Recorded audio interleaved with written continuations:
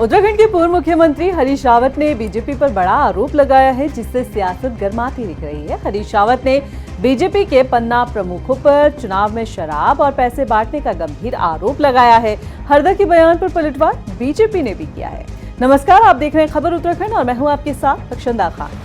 पूर्व मुख्यमंत्री और कांग्रेस के कद्दावर नेता हरीश रावत अक्सर अपने बयानों के चलते सुर्खियों में रहते हैं, कभी अपनी पार्टी तो कभी बीजेपी। और अब यही देख लीजिए, हरदा ने बीजेपी के पन्ना प्रमुखों को कटघरे में खड़ा कर ऐसा आरोप लगाया जिससे सूबे की सियासत गर्मा गई है। हरदा ने कहा है कि बीजेपी अपने पन्ना प्रमुखों से चुनाव में शराब और पैसे बंटवाने का काम कराती है, जबकि कांग्रेस में ऐसा कोई प्रचलन नहीं है। उन्होंने कहा कि बीजेपी के कुछ लोग तो इससे भी ज्यादा कुछ और बांटते हैं और जनमत को प्रभावित करते हैं। जी हां, हरीश रावत ने ये सब आरोप लगाए हैं। भाजपा का पन्ना प्रमुख तो जो है शराब और डबल पैसा बांटने का एजेंट है? लेकिन हमारा जो कंसेप्ट बूथ का है वो है जन सेवा और पार्टी को मजबूत करना, तो हम इसलिए बूथ पर जाएंगे। भाजपा तो ये तो उन्होंने आइडेंटिफाई कर दिया, भैया तू हमारा माल बांटने का काम, पैसा बांटने का काम, शराब बांटने का काम तू करेगा। बल्कि कई लोग तो उससे कुकर फुकर कुछ और चीज भी बंटवाते हैं।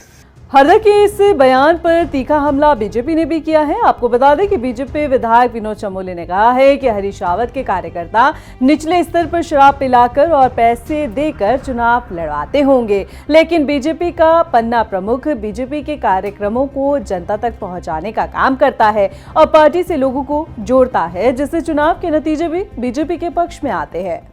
हरीश रावत जी के कार्यकर्ता निचले स्तर पर शराब बेच के चुनाव लड़ते होंगे, शराब पिलाकर, हो सकता हो पैसे देकर भी चुनाव लड़ते होंगे। मेरे भी अपने अनुभव है, मुझे मालूम वो लोग क्या क्या करते हैं।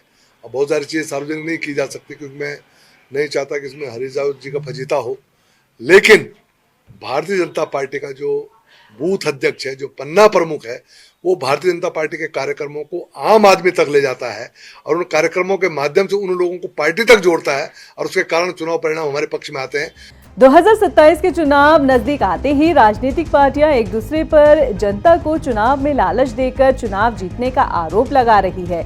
बीजेपी और कांग्रेस दोनों ही दल एक दूसरे पर गंभीर आरोप लगा रहे हैं। ये आरोप कितने सही हैं, ये तो ये दल ही जानते होंगे, लेकिन इतना जरूर है कि प्रदेश में तैयारी 2027 के चुनाव की हो रही है। चुनाव का माहौल तैयार किया जा रहा है और इसका असर 2027 में कितना होगा, इसके लिए थोड़ा इंतजार करना होगा। नमस्कार।